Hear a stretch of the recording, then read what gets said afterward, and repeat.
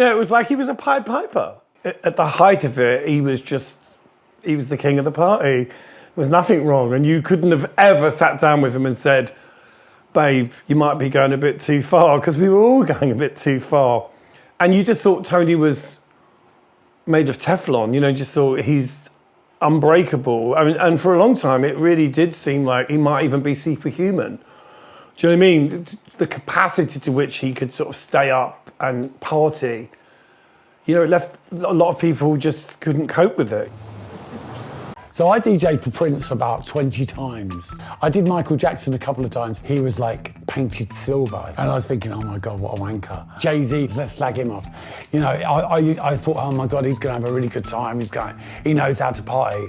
He sat in a corner on a table and all it was a load of old prostitutes brought in. So the first time I ever met Kate Moss, she was 13. She used to come down to the club in her school uniform, and I used to give her Long Island's iced teas because she thought that it just sounded like tea. And I used to have to push her into the office and make her sleep under the desk. Madonna's 30th was actually in this club, in the Groucho. And I remember shooting over to Notting Hill Gate and coming back, and I was late. And I came back here, so I couldn't even speak. And I remember her coming up and saying, oh, can you play this and can you play that? And I was just like looking at her dribbling.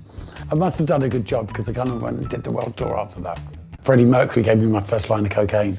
I met him at Heaven, and I was 16, and I'd spent all night outside Heaven, scared to go in. And I remember I was wearing a Fiorucci t-shirt, and he walked by and he went, nice t-shirt, and I was like, oh, thanks. So then they said, come in with us. So I went in and hung out with them, and then kind of later on that night, he just said, oh, do you want a line of this? And I was like, no, I don't do drugs. And of course, straight away, I took it. And then when ecstasy came into play, it affected everything. I was hanging out with like ICF, which were like inner city football thugs. And I was like this fucking mental gay, in-your-face queen, like the most, you know, didn't give a fuck about anyone. And I was so challenging. Suddenly they were my best friends. I used to just turn the music off and demand drugs. I used to like literally turn the music off and say, no K, no play, and people would bring me ketamine. I would do the ketamine and I'll start playing again. And I kind of like got to this psychosis state where my mouth was on fire, and I kind of thought I had animals living in my mouth. I would think, oh, I know, I'll get a pair of pliers, and I would get pliers and pull them. It was just awful. It was really awful, but I was so conscious of it. And you know, it's taken me 12 years to learn how to smile. I used to play at the Palladium. Palladium was Steve Rebels, who did Studio 54, and I remember the first time I went, they picked me up from the airport, and I remember him saying to Steve Rebels, saying to me, today you're going to be big news in New York, tomorrow no one's going to give a shit. And I just like thought, fuck off, you idiot. Do you get what I mean?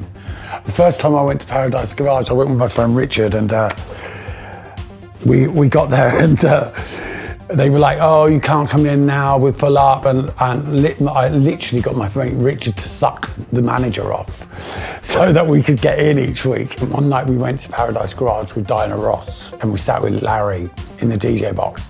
And he was completely out of it. He was playing thunder and lightning noises for like 10 minutes. It was like,